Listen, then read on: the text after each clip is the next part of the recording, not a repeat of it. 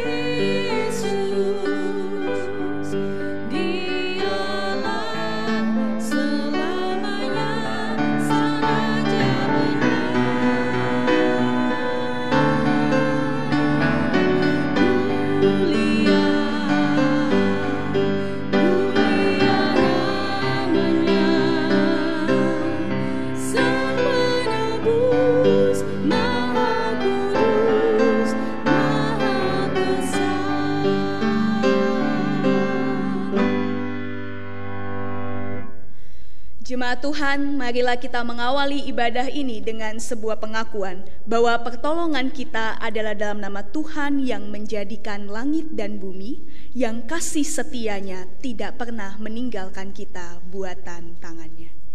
Kasih karunia dan damai sejahtera dari Allah Bapa kita dan dari Tuhan kita Yesus Kristus, serta persekutuan dengan Roh Kudus menyertai saudara sekalian.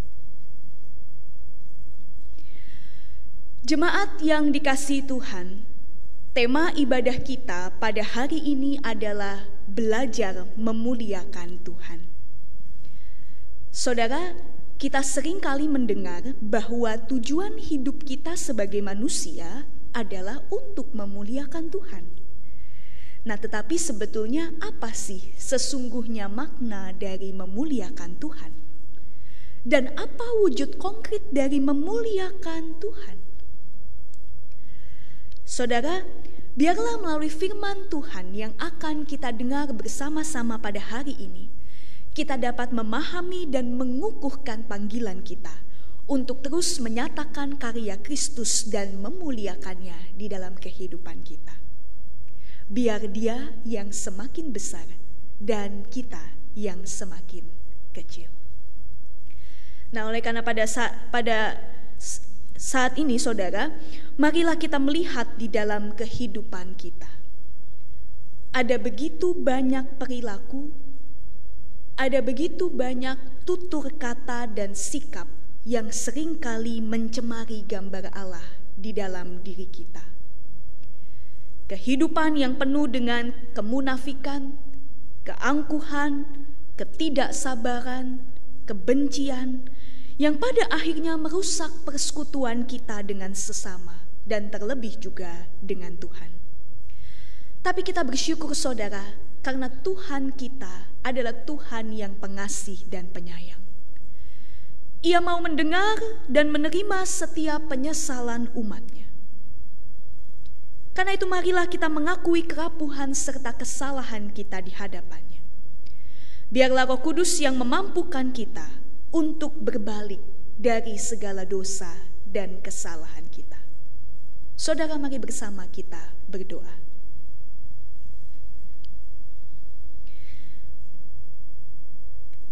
Ya Tuhan, kami datang ke hadirat-Mu yang Maha Kudus. Kami menyadari akan kerapuhan dan kelemahan kami. Seringkali kami terhanyut dalam pusaran dunia yang menarik kami untuk hidup di dalam dosa. Kami terlalu berambisi untuk mengejar apa yang menjadi keinginan kami, tanpa memikirkan keberadaan orang-orang di sekitar kami. Tuhan, kami mohon ampun atas segala dosa kami. Kami sadar bahwa kami bukan siapa-siapa tanpa-Mu, Tuhan. Karena itu, kiranya Roh Kudus-Mu mengalir di dalam hati kami, agar kehidupan kami terus diperbarui hari lepas hari. Terima kasih Tuhan. Dalam Kristus kami berdoa dan mengucap syukur. Amin.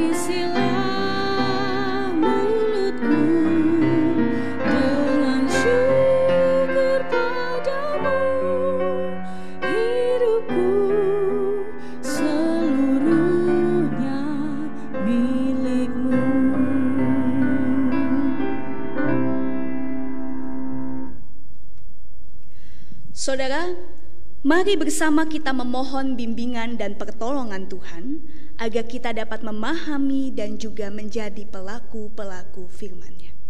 Mari kita berdoa. Ya Tuhan, sesaat lagi kami akan mendengarkan sabda-Mu. Dan biarlah firman-Mu ini menjadi petunjuk dan penolong bagi kami di dalam menjalani kehidupan ini. Terima kasih Tuhan. Dalam nama Kristus, kami siap untuk mendengar firman-Mu. Haleluya. Amin. Jemaat Tuhan, inilah Injil Tuhan Yesus Kristus menurut Yohanes pasal 17, ayatnya yang pertama hingga ayatnya yang ke-11.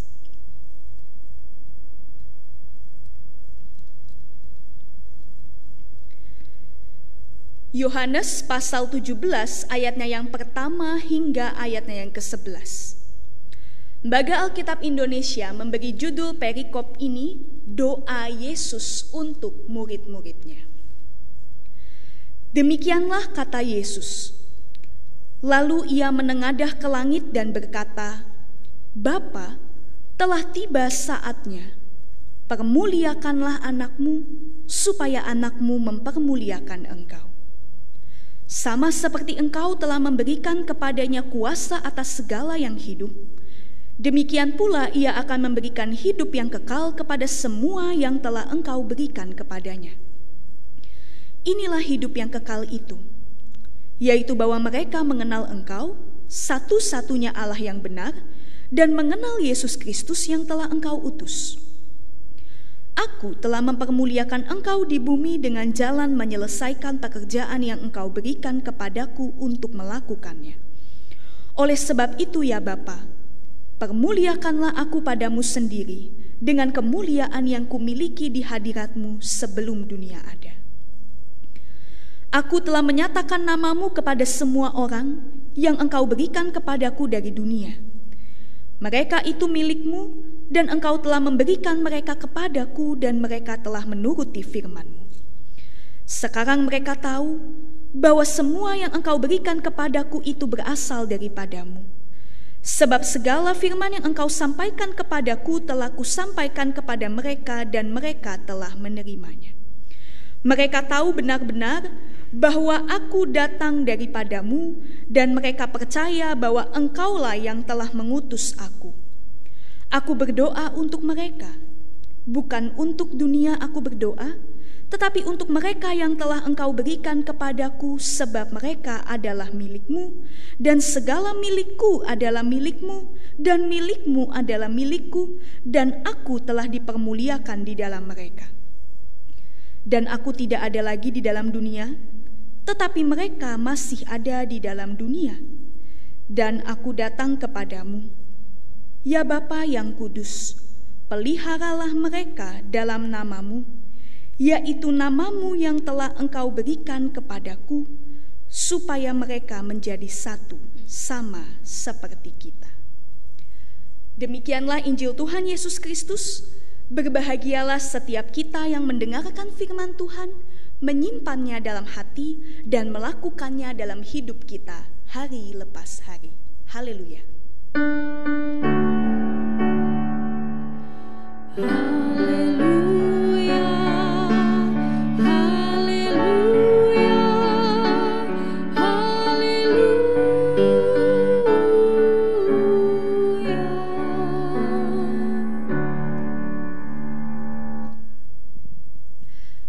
Bapak Ibu Saudara, ketika kita mendengar kata kemuliaan, maka apa yang terlintas di pikiran kita?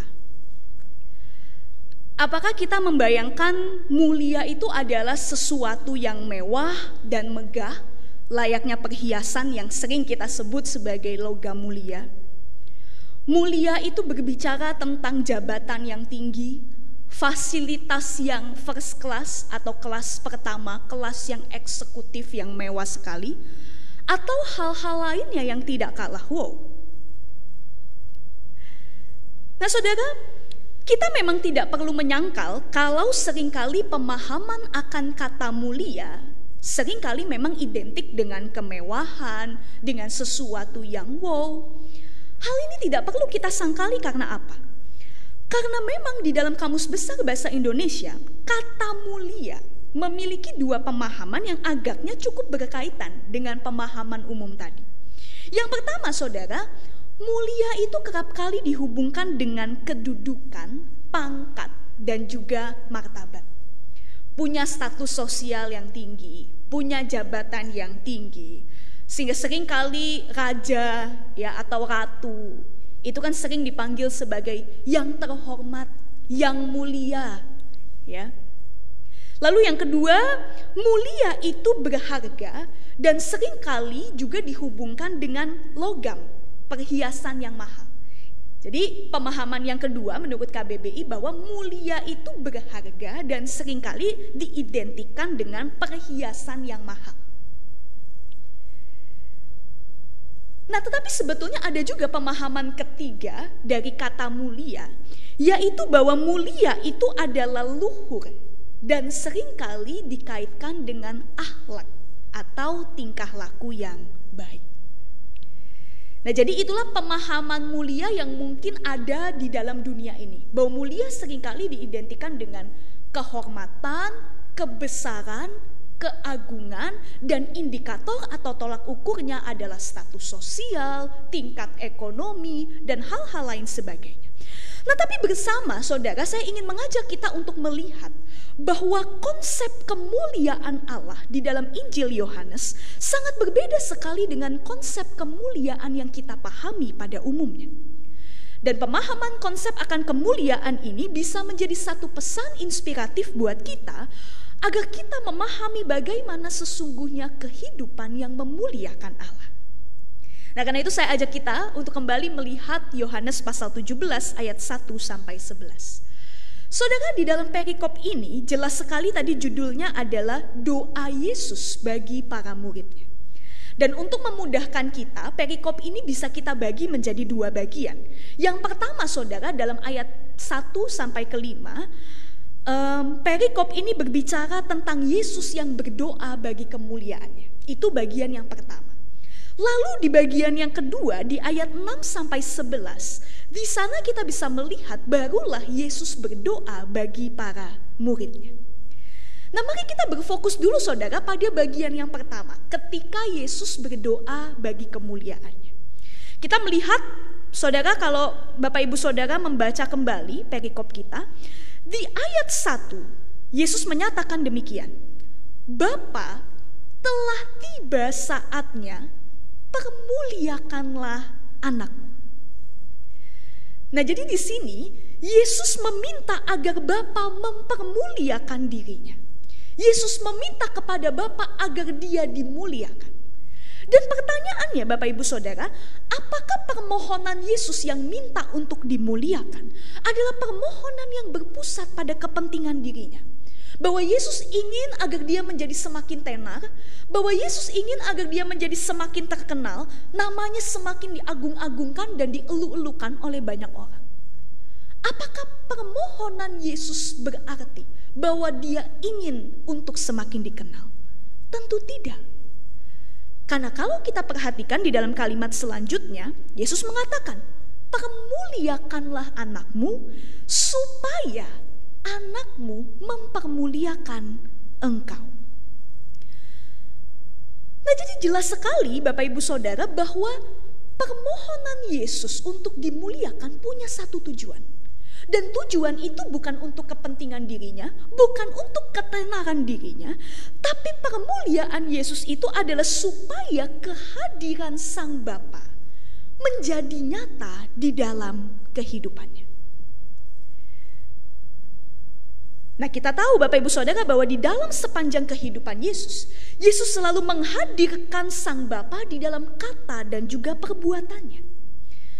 Dan kalau doa yang diucapkan Yesus pada saat itu, doa ini diucapkan ketika Yesus akan memasuki jalan penderitaan, yaitu penyalipannya, Yesus memohon agar apa?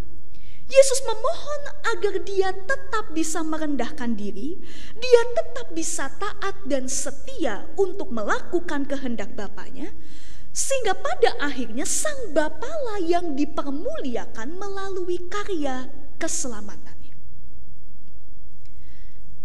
Nah, jadi sekali lagi Bapak Ibu Saudara, permohonan Yesus untuk dimuliakan bukan semata-mata bertujuan untuk popularitas dan kemegahan dirinya, tapi sebuah permohonan supaya Yesus bisa selalu menyatakan Sang Bapa di dalam karya keselamatannya, meskipun di dalam melakukan karya Sang Bapa dia harus menempuh jalan penderitaan. Dia harus menderita di kayu salib. Dan kita tahu saudara, bahwa di kayu salib itulah kita bisa melihat betapa besar kasih Allah kepada manusia. Betapa kebenaran senantiasa ditegakkan mengalahkan kejahatan, begitu juga betapa teguhnya Yesus untuk tetap taat dan merendahkan diri pada karya dan kehendak Bapanya. Itulah kemuliaan yang sejati. Saudara, Yesus sadar betul bahwa kehidupannya di dunia ini merupakan karya perutusan dari Sang Bapa. Sekali lagi, Yesus sadar betul bahwa hidupnya di dunia ini adalah untuk melakukan kehendak Bapanya. Bukan untuk mencari popularitas dirinya, bukan untuk mencari kebesaran dan keagungan dirinya. Sehingga itulah mengapa, karena Yesus hidup di dunia ini untuk melakukan kehendak Bapaknya, maka Yesus tak pernah sekali-kali menjauhkan dirinya dari Sang Bapa. Tapi sebaliknya, dia selalu menjaga relasi yang intim dengan Bapaknya. Nah, maka dari itu Bapak Ibu Saudara, judul dari perikop ini kan jelas sekali, doa Yesus. Dan kita tahu bahwa doa itu adalah sarana komunikasi antara manusia dengan Allah yang selayaknya didasari akan satu penghayatan keintiman relasi antara Allah Bapa dan kita sebagai anak-anaknya. Nah, demikian juga halnya dengan Yesus. Bapak Ibu, doa Yesus di dalam perikop ini juga menunjukkan bahwa di dalam sisi kemanusiaannya, Yesus sangat bergantung kepada Sang Bapa. Yesus sangat bergantung kepada Sang Bapa yang telah mengutusnya dan memberikan satu misi di dalam kehidupannya di dunia ini. Sehingga itulah mengapa di dalam kehidupannya hari lepas hari, Yesus tak pernah lupa untuk menjaga keintiman relasi dengan Bapaknya, supaya dia dimampukan untuk peka memahami kehendak Sang Bapa, yang pada akhirnya kepekaan itu berujung kepada penundukan diri dan penyerahan diri kepada kehendak Bapa. Nah, dengan demikian Bapak Ibu Saudara, kesimpulan dari bagian pertama yang mau kita pelajari adalah bahwa kebesaran dan kemuliaan Yesus tidak dinyatakan melalui kehadirannya yang memakai jubah dengan kain yang indah. Kebesaran dan kemuliaan Yesus tidak dinyatakan dengan tempat tinggalnya yang ada di istana dengan berlapiskan tembok dan lantai emas. Tidak seperti itu Bapak Ibu Saudara. Tapi Yesus ingin menunjukkan kepada kita bahwa kemuliaan yang sejati terletak pada kesediaan untuk merendahkan diri, taat pada kehendak Bapa, dan setia untuk tetap berfokus pada visi Allah. Dan semua ini bisa dilakukan Yesus karena apa? Karena dia tetap bersatu dengan Sang Bapa.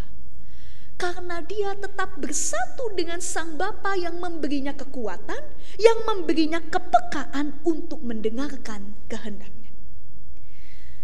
Nah, hal inilah juga Bapak Ibu yang seharusnya dihidupi oleh para murid dan juga kita ketika kita mengikut Kristus. Nah, sekarang saya mau coba ajak kita untuk bersama-sama memperhatikan doa Yesus kepada para murid di bagian yang kedua. Nah, saudara, di bagian yang kedua ini sebetulnya kita pun juga akan menemukan poin yang sama. Bahwa antara manusia dan Allah, kita berada di dalam kesatuan, relasi yang intim dan tidak terpisahkan. Dan itu terlihat dengan sangat jelas ada di ayat yang ke-6. Coba kita lihat Bapak Ibu Saudara. Yohanes 17 ayatnya yang ke-6 menyatakan demikian.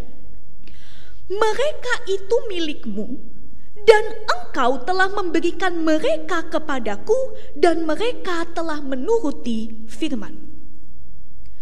Saudara, apa makna dari ayat 6 ini? Yesus ingin menegaskan bahwa setiap orang yang percaya kepada Dia adalah milik Allah. Kita adalah milik Allah.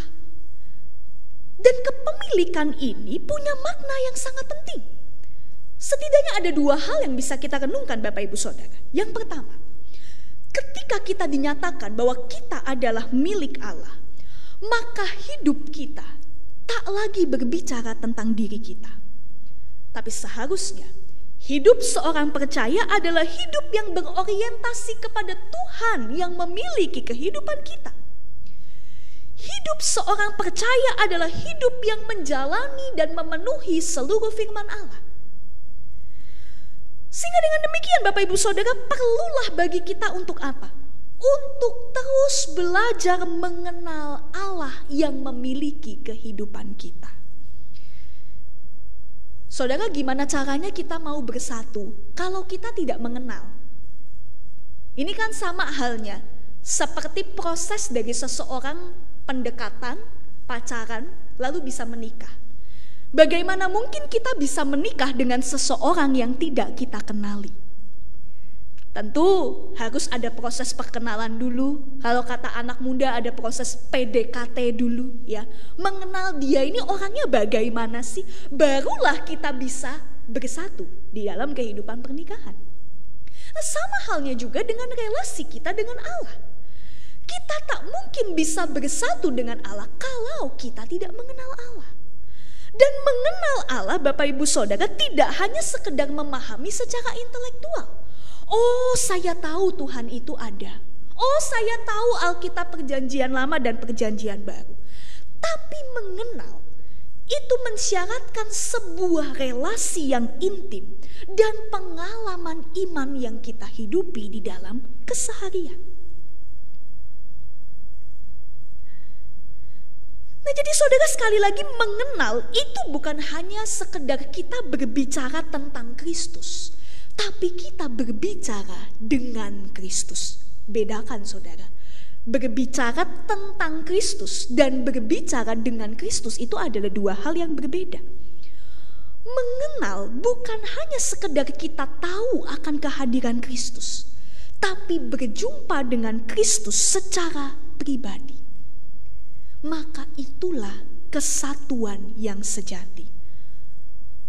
Ketika kita mengenal, ketika kita mengalami Kristus, maka seharusnya ada kesediaan untuk merendahkan diri, taat kepada kehendak Bapa, dan setia untuk tetap berfokus kepada visi yang Allah taruh di dalam kehidupan kita. Itu yang pertama. Menjadi milik Kristus berarti hidup kita tak berbicara soal diri kita, tapi berbicara soal Allah. Dan itu berarti kita harus mengenal Allah yang memiliki kehidupan kita. Nah, yang kedua, Bapak Ibu Saudara, ketika kita dinyatakan sebagai milik Allah, maka itu berarti kita akan senantiasa hidup di dalam pemeliharaan Sang Bapa. Kita akan selalu dijaga, kita akan selalu dilindungi dan tidak akan pernah dibiarkan sendiri. Kenapa? Karena kita adalah milik Allah. Ini kan sama halnya seperti kehidupan kita sehari-hari, saudara. Ketika saudara menyatakan bahwa sesuatu atau seseorang itu adalah milik saudara, maka bukankah saudara akan berusaha untuk menjaga dan melindungi apa yang menjadi milik saudara? Contoh, misalnya, saya punya HP ini, Bapak Ibu Saudara, ya. Anak-anak muda tentu juga Bapak Ibu punya handphone atau mungkin punya gadget yang lain. Ketika kita merasa memiliki handphone ini, maka tentu kita akan menjaganya. Kalau misalnya ya kita tahu handphone kita ketinggalan di suatu tempat, ya, apakah kita akan mengatakan oh ya udah biarin aja diambil orang lain nggak apa-apa? Tentu tidak. Kita akan berusaha untuk mencari sampai dapat, karena kita tahu bahwa itu adalah milik kita. Demikian juga halnya dengan misalnya seorang ibu yang memiliki anak dan anaknya jauh merantau bekerja atau berkuliah di luar kota atau luar negeri. Meskipun mungkin si anak jauh secara jarak, ya mungkin juga ada perbedaan waktu, tapi selalu ada cara yang diupayakan baik oleh sang ibu ataupun juga sang anak untuk tetap menjaga komunikasi. Supaya apa? Supaya bisa tetap mengetahui perkembangan kabar si anak. Supaya sang anak tetap bisa mengetahui bahwa meskipun kamu jauh dari orang tua nak, tetapi papa dan mama tetap mengasihimu. Papa dan mama tetap memperdulikan dan take care terhadap kamu. Saudara, kalau kita sebagai manusia saja begitu take care dan peduli terhadap apa yang kita rasa menjadi milik kita, apalagi Tuhan. Ketika Tuhan menyatakan bahwa kita adalah miliknya, maka itu berarti di dalam kemahakuasaannya Dia akan selalu memelihara dan menyertai kehidupan kita. Dan hal ini penting sekali untuk dipahami setidaknya oleh para murid pada waktu itu. Karena apa? Seperti yang saya katakan tadi di awal Bapak Ibu, doa Yesus ini kan diucapkan ketika Yesus sebentar lagi akan disalibkan, lalu mati, bangkit, dan naik ke surga. Kenaikan Kristus baru kita rayakan pada hari Kamis kemarin. Saudara, Yesus tahu bahwa secara fisik Yesus tidak akan bersama lagi dengan para murid secara fisik, ya. Tapi tentulah ke depan para murid akan selalu diperhadapkan dengan tantangan, penolakan, tekanan, dan juga penderitaan di dalam melakukan kehendak Allah. Kenapa? Saudara, apakah berarti tantangan-tantangan yang ada di dalam kehidupan kita itu menandakan bahwa Tuhan tidak hadir di dalam kehidupan kita? Bukan seperti itu. Tapi kalau kita lihat lagi di dalam Yohanes pasal 17 ayat 16. Ya, ini sedikit Bapak Ibu saya mengajak kita untuk melihat lebih jauh. Dalam Yohanes pasal 17 ayat 16 di sana dikatakan, "Mereka bukan dari dunia, sama seperti aku bukan dari dunia." Saudara, para murid dan juga kita diingatkan bahwa kita bukan berasal dari dunia. Kita memang ada, kita memang hadir di dalam dunia, tapi kita bukan dari dunia. Kita bukan milik dunia, tapi kita adalah milik Allah. Dan itu berarti kita adalah warga kerajaan Allah. Nah, kan tetapi Bapak Ibu Saudara, pemahaman bahwa kita bukan dari dunia itu tidak boleh membuat kita menutup mata akan apa yang terjadi di sekitar kita. Bahwa masih ada banyak orang yang belum percaya dan menolak karya Kristus. Dan justru kepada merekalah para murid dan juga kita diutus untuk mengabarkan karya keselamatan itu. Nah, karena itulah Yesus memohon kepada Sang Bapa agar Sang Bapa terus memelihara dan menjaga kehidupan para murid. Begitu juga halnya para murid perlu untuk terus menyatu dan bergantung kepada Sang Bapa.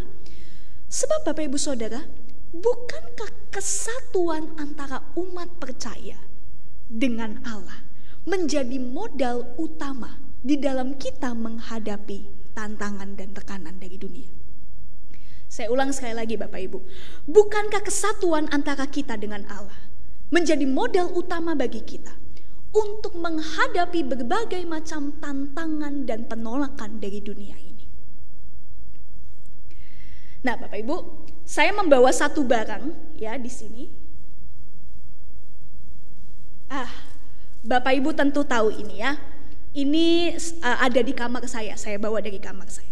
Sapu lidi, kalau saya bilangnya seperti itu ya. Bapak Ibu, sapu lidi ini fungsinya itu buat apa? Ya, banyak fungsinya ya. Kalau di kamar saya sih untuk membersihkan ranjang ya. Tapi kadang juga sapu lidi biasa dipakai oleh ibu-ibu untuk membersihkan pekarangan rumah, seperti itu ya. Nah, pertanyaan saya Bapak Ibu, kalau saya copot satu biji lidi ini ya, ini, apakah satu batang ya atau satu biji lidi ini bisa dipakai untuk membersihkan pekarangan rumah? Enggak bisa Bapak Ibu Saudara. Mungkin baru kita pakai sedikit aja udah patah. Karena kalau cuma satu biji saja ya, dia rapuh, dia akan mudah patah. Tetapi kalau dia bersatu seperti ini, maka dia akan bisa melakukan fungsinya dengan baik. Itu tandanya apa, Bapak Ibu Saudara? Ini sebetulnya mau menunjukkan tentang relasi kita dengan Allah. Kalau kita terpisah dari Allah, maka kita seperti satu batang lidi ini. Kita akan menjadi pribadi yang rapuh. Kalau kita terpisah dari Allah, kalau kita tidak lagi menjadikan Dia sebagai pusat kehidupan kita, maka tentu kita akan sulit memahami maksud dan kehendak Allah, dan pada akhirnya kita akan dengan mudah dikalahkan oleh tantangan yang ada di dalam dunia, karena kita sendiri dan kita rapuh, kita mudah patah. Tapi kalau kita bersama-sama dengan umat Allah lain dan kita bersatu dengan Allah, kita hidup dan bersandar pada karya pemeliharaannya, maka Roh Allah akan menuntun kita untuk peka terhadap kehendak Allah, dan kita tidak akan mudah dikalahkan oleh tantangan-tantangan yang ada dalam kehidupan ini. Karena kita bersatu dengan Dia. Nah, oleh karena itulah Bapak Ibu Saudara, doa Yesus bagi para murid sejatinya menjadi sebuah permohonan dan kerinduan agar para murid menghidupi kemuliaan sebagaimana yang Yesus hayati. Dan kalau tema kita pada hari ini Bapak Ibu adalah belajar memuliakan Allah, maka kita mau belajar bahwa memuliakan Allah dimulai dari apa? Dimulai dari kerinduan untuk bersatu dengan Allah, di mana bersatu dengan Allah itu bukan berarti pengen cepat-cepat dipanggil pulang oleh Tuhan, bukan. Tapi kerinduan untuk menghidupi relasi yang intim dengan Allah, sehingga seluruh kehidupan kita menjadi perwujudan akan kehadiran Allah, dan apa yang kita lakukan adalah mengerjakan misi yang Allah berikan kepada kita. Ini penting saudara. Kita perlu menyadari terlebih dulu bahwa Tuhan punya misi buat setiap kita. Bukan hanya buat saya, tetapi juga buat Bapak Ibu Saudara. Ini penting untuk kita pahami bersama-sama karena mungkin selama ini kita menyadari bahwa hidup kita di dunia ini bukan karena Allah yang mengutus kita, tapi ya udah kita hidup begitu saja. Sehingga gak heran Bapak Ibu Saudara, di dalam anak-anak muda, di dalam generasi muda kita pada saat ini, ada satu pepatah yang terkenal, YOLO, you only live once. Kamu cuma hidup sekali, makanya bersenang-senanglah. Makanya lakukanlah apa yang kamu inginkan sesuka hatimu. Bersenang-senanglah dan menikmati hidup. Yang kita gak sadar Bapak Ibu Saudara, seringkali pemahaman seperti ini menjadikan kita terjebak pada pemusatan kepentingan diri dan kita terjatuh pada kebahagiaan yang semu. Karena apa? Karena kita memiliki pemahaman bahwa hidup itu untuk bersenang-senang. Hidup itu untuk dinikmati. Tidak salah Bapak Ibu Saudara. Tapi bukankah kalau kita menyadari hidup ini adalah anugerah Allah, maka selayaknya pertanyaan yang kita renungkan dan menggerakkan kehidupan kita adalah, apa yang Tuhan ingin untuk saya lakukan? Bukan apa yang ingin saya lakukan. Saudara, hidup di dalam anugerah Allah tidak lagi bertanya what I want to do, tetapi what God wants me to do. Apa yang Tuhan ingin untuk saya lakukan? Apa yang Tuhan ingin untuk saya kerjakan? Karena kita hadir di tengah dunia ini untuk menjadi kepanjangan tangan Allah dan mengerjakan karya kasih-Nya. Nah, itulah sebabnya kita tidak lagi Bapak Ibu seharusnya sibuk dengan agenda kita sendiri. Kita tak lagi sibuk dengan pemikiran untuk bagaimana caranya saya menyenangkan diri saya, tapi pikirkanlah bagaimana saya bisa menyenangkan hati Tuhan. Itulah yang disebut dengan memuliakan Tuhan. Karena kita dipanggil untuk menyatakan Kristus di dalam ruang hidup kita bersama dengan yang lain. Dan mungkin kita bertanya, bagaimana wujud konkret dari memuliakan Tuhan? Simpel Bapak Ibu Saudara, mungkin simpel untuk dikatakan gitu ya, tapi tentu sangat membutuhkan pertolongan Tuhan untuk kita melakukannya di dalam kehidupan kita sehari-hari. Bagaimana kita memuliakan Tuhan? Nyatakanlah nilai-nilai kebenaran firman Tuhan di dalam kehidupan kita. Nyatakanlah perdamaian di tengah perselisihan dan perpecahan. Wujudkanlah kasih di tengah kebencian. Tegakkanlah keadilan ketika terjadi pelanggaran hak atas kehidupan. Dan masih ada banyak hal lain yang kita bisa lakukan untuk memuliakan Allah. Sehingga Bapak Ibu Saudara, memuliakan Allah itu tidak selalu identik dengan kita menyanyi, mempersembahkan pujian di gereja, menyanyikan lagu rohani, menyatakan kesaksian iman kita yang divideokan, diviralkan di media sosial. Tidak selalu seperti itu yang disebut dengan memuliakan Allah.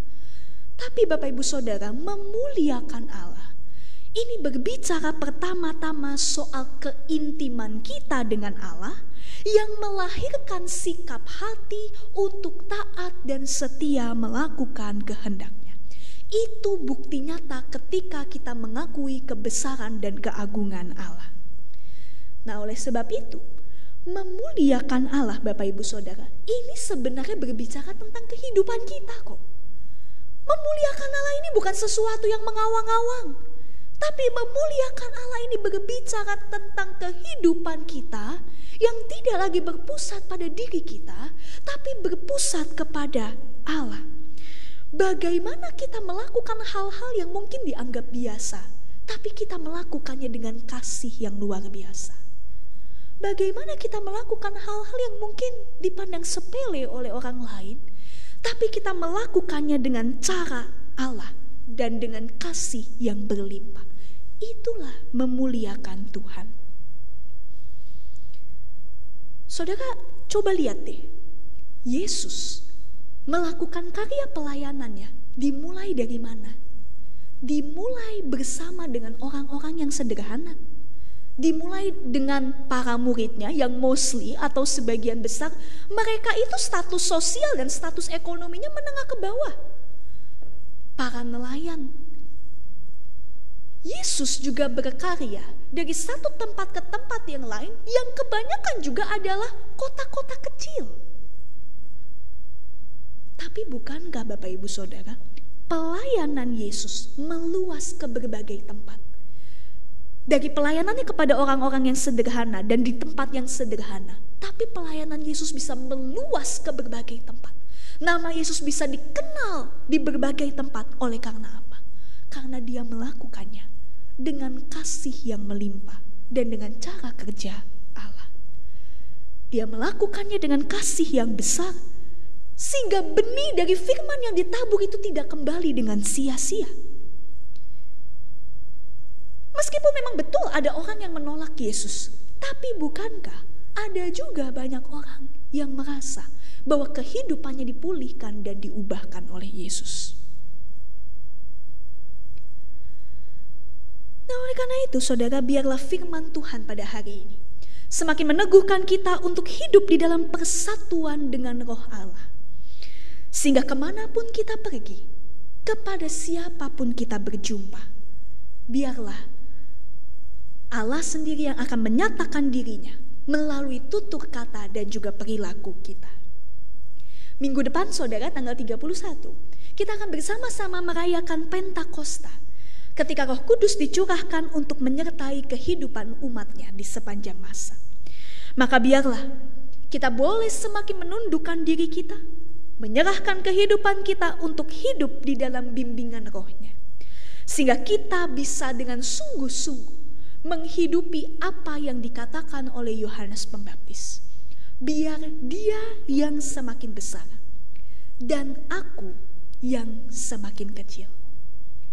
Karena kalau yang sebaliknya terjadi, aku yang semakin besar, maka dosalah yang akan semakin mendapatkan kesempatan di dalam diriku. Dan sebaliknya, pengenalan aku terhadap Allah akan menjadi kabur dan gelap. Tapi kalau aku semakin dekat dengan Tuhan, maka disitulah aku akan menemukan bahwa aku bukan siapa-siapa, kalau bukan karena kasih karunia Tuhan. Karena itu, saudara, semakin kecil diri kita, maka semakin besarlah kuasa Allah nyata di dalam hidup kita. Dan pertanyaan terakhir yang perlu untuk kita renungkan bersama-sama adalah, apakah selama hidup kita ini, kita hidup di dalam kebesaran diri kita, atau kebesaran Allah yang hidup di dalam diri kita? Selamat belajar memuliakan Allah. Kiranya Tuhan memberkati kita. Amin.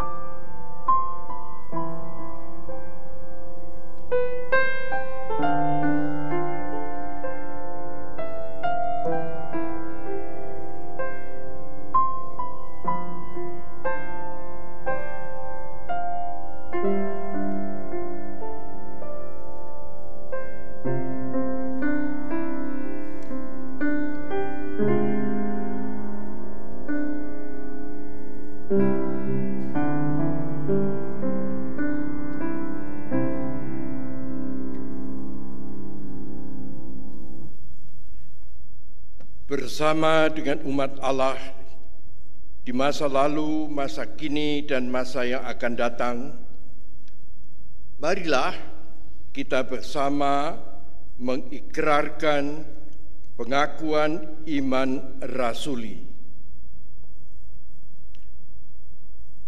Aku percaya kepada Allah, Bapa yang Maha Kuasa, Khalik langit dan bumi, dan kepada Yesus Kristus, anaknya yang tunggal, Tuhan kita, yang dikandung dari Roh Kudus, lahir dari anak darah Maria, yang menderita sengsara di bawah pemerintahan Pontius Pilatus, disalibkan, mati dan dikuburkan, turun ke dalam kerajaan maut. Pada hari yang ketiga bangkit pula dari antara orang mati, naik ke surga, duduk di sebelah kanan Allah, Bapa yang Maha Kuasa. Dan dari sana ia akan datang untuk menghakimi orang yang hidup dan yang mati. Aku percaya kepada Roh Kudus, gereja yang kudus dan am, persekutuan orang kudus, pengampunan dosa, kebangkitan orang mati, dan hidup yang kekal. Amin. Mari bersama kita menaikkan pokok-pokok doa kita di dalam doa syafaat. Kita berdoa. Kami sungguh bersyukur untuk firman-Mu Tuhan, yang kembali mengingatkan kepada kami bahwa memuliakan Tuhan bukanlah sebuah konsep yang mengawang-awang, tapi satu konsep yang begitu dekat dengan kehidupan kami. Ketika kebersatuan kami dengan-Mu melahirkan ketaatan dan penundukan diri, sehingga Roh Kuduslah yang menjadi pandu di dalam kehidupan kami. Sehingga Roh Kuduslah yang berkarya melalui tutur kata dan perilaku kami. Siapapun kami, apapun pekerjaan kami dapat melakukan hal-hal yang mungkin dianggap biasa oleh orang lain. Tapi ketika kami melakukannya bersama dengan Tuhan, maka kami percaya disitulah kami akan membuat Engkau semakin dikenal oleh banyak orang. Dan disitulah kehadiran-Mu akan semakin nyata dirasakan oleh orang-orang di sekitar kami. Karena itu pakailah kami Tuhan. Pakailah kami selalu untuk menjadi saksi-saksi kemuliaan. Terima kasih Tuhan. Kami juga terus mengingat bagi saudara-saudara kami yang dinyatakan positif terinfeksi virus COVID-19. Tuhan, biarlah Engkau yang mengawal mereka di dalam masa-masa sulit ini. Biarlah Engkau sendiri yang melalui para dokter, perawat medis, obat-obatan, melalui proses isolasi atau karantina secara mandiri mungkin, kiranya semuanya itu boleh mengembalikan kondisi fisik mereka seperti semula. Dan kami pun juga teringat akan begitu banyak keluarga yang kehilangan saudara mereka, kekasih hati mereka karena virus COVID-19. Tuhan, kami percaya Engkau akan memberikan kekuatan dan penghiburan yang sejati bagi mereka. Kami juga berdoa Tuhan, bagi para dokter dan perawat medis, mereka yang berada di garda terdepan untuk menangani pandemi COVID ini. Mereka yang berjeri lelah, bahkan mungkin mengorbankan keamanan dan kenyamanan diri mereka ketika mereka harus berhadapan secara langsung dengan pasien COVID-19. Tuhan, biarlah Engkau sendiri yang melindungi dan menjaga mereka. Biarlah Engkau sendiri yang senantiasa memberikan mereka kekuatan, kesehatan, sehingga mereka boleh terus Engkau pakai untuk menyatakan kemuliaan-Mu melalui talenta dan kemampuan mereka di dalam bidang kesehatan. Berkatilah juga untuk keluarga-keluarga mereka yang tentu senantiasa mendukung dan mendoakan, bahkan mungkin harap-harap cemas menantikan kabar dari saudara-saudara mereka yang menjadi perawat medis dan juga dokter. Biarlah juga Tuhan lingkupilah mereka dengan karya kasih-Mu. Tuhan, kami juga berdoa untuk PSBB yang masih dilaksanakan di Surabaya ini sampai pada esok tanggal 25 Mei. Kami tahu Tuhan bahwa ada begitu banyak warga yang terdampak, terutama secara ekonomi. Dan biarlah Tuhan memakai setiap kami untuk peka terhadap orang-orang di sekeliling kami yang membutuhkan bantuan, yang membutuhkan pertolongan. Dan biarlah juga melalui GKI Manyar COVID-19 Responsive Team, rekan-rekan kami yang bergabung di dalam tim tersebut yang telah menyalurkan beberapa bantuan kepada masyarakat-masyarakat di sekitar. Tuhan pakai mereka sebagai kepanjangan tangan-Mu. Dan Tuhan gerakanlah hati setiap kami untuk juga melakukan apa yang kami bisa lakukan. Karena selama kami harus melakukan physical distancing, bukan berarti kami tak bisa melakukan apa-apa. Tuhan memberikan kami akal budi, Tuhan memberikan kami hikmat, sehingga kami dimampukan untuk mengetahui apa yang dapat kami lakukan di dalam keterbatasan ini, untuk dapat terus menyatakan cinta kasih-Mu kepada dunia. Kami juga berdoa Tuhan, bagi pemerintah yang terus bergerak, membuat kebijakan demi kebijakan, menentukan keputusan demi keputusan bagi negeri ini. Kami berdoa bagi Bapak Presiden, Wakil Presiden, segenap jajaran kementerian, bahkan hingga tingkatan yang terkecil, lingkup yang terkecil, ketua RT, RW. Biarlah Tuhan memakai mereka untuk mengemban tugas dan tanggung jawab mereka dengan baik. Dan biarlah nilai-nilai kebenaran, keadilan, kesejahteraan boleh terus diwujud nyatakan melalui kebijakan-kebijakan dan aksi-aksi yang mereka lakukan.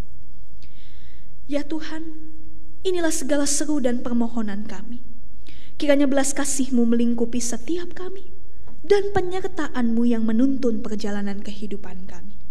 Terima kasih Tuhan, kami berdoa dalam nama Tuhan Yesus Kristus yang mengajar kami.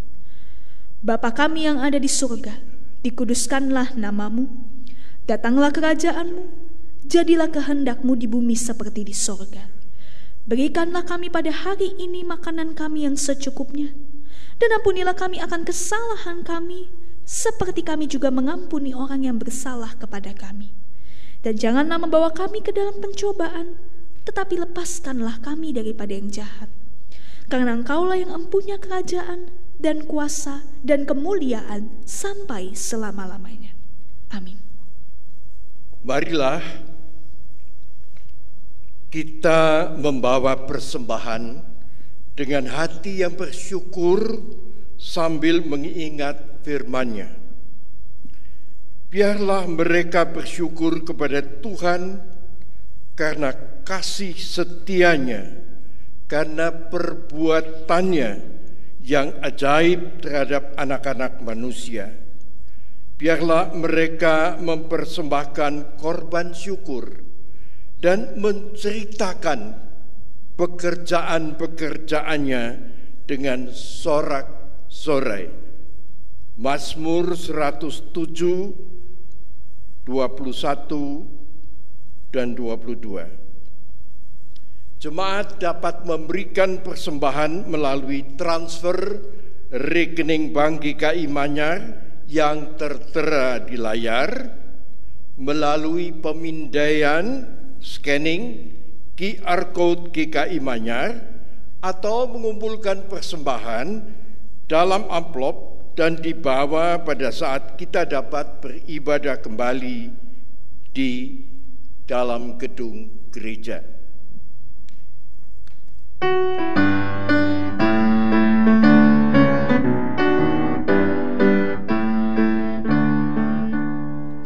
Terima kasih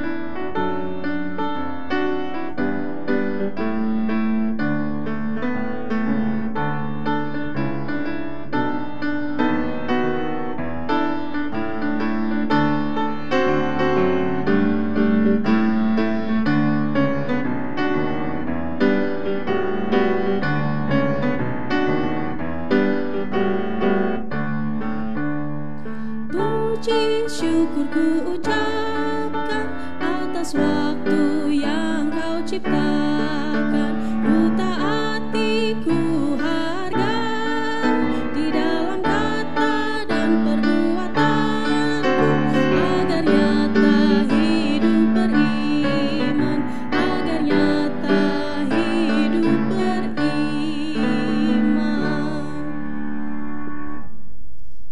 Mari kita bawa persembahan ini di dalam doa persembahan. Mari kita berdoa.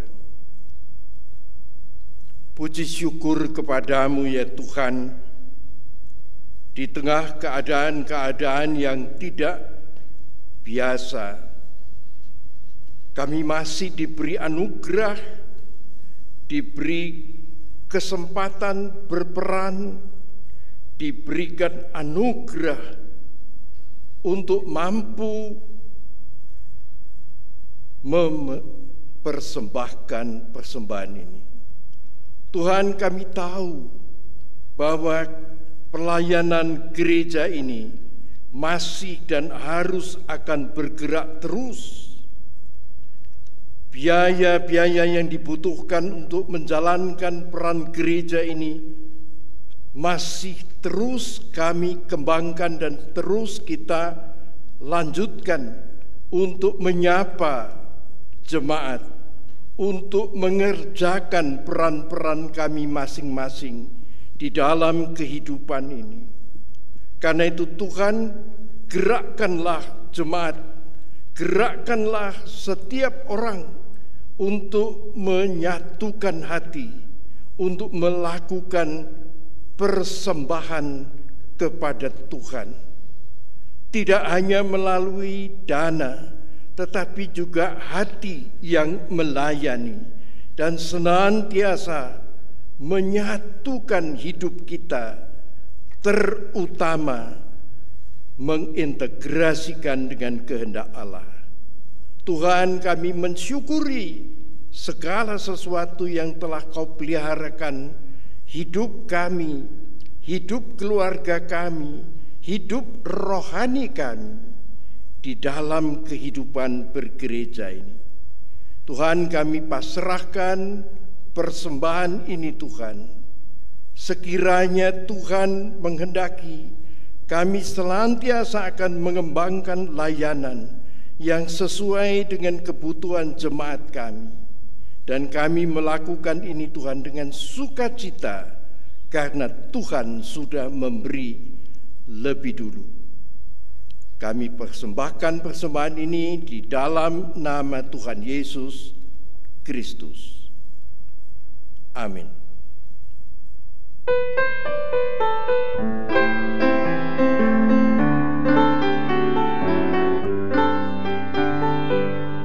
Nama Yesus termulia di atas segala nama, agar di dalam namanya semuanya menyembah. Yang di bumi dan di surga teguk lutut memuliakan. Segala lidah pun berkata, Yesus Kristus itu Tuhan.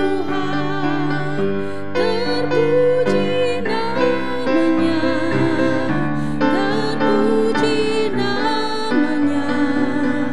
Sembah dan pujilah Raja alam semesta.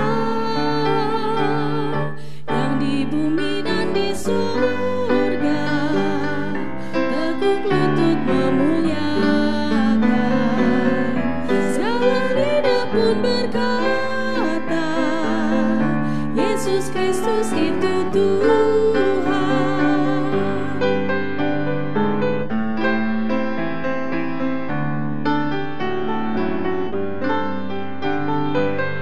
Masih banyak manusia yang tak mengenal namamu.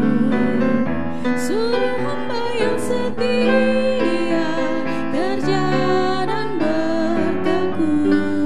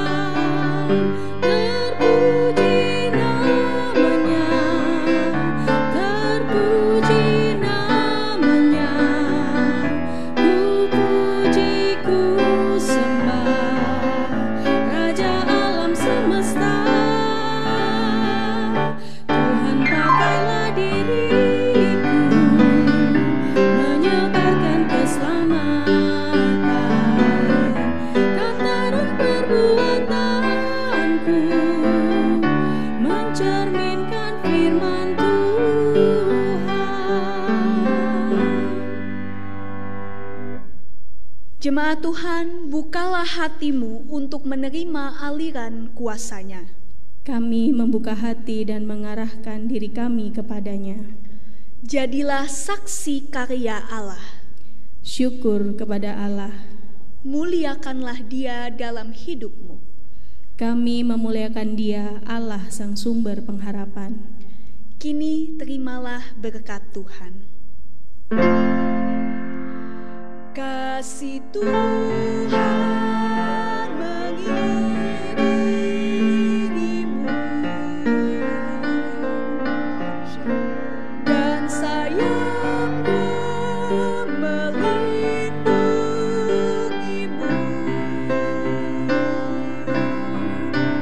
Tangan Tuhan pegang di dalam hidupmu. Majulah dalam terang kasih-Nya.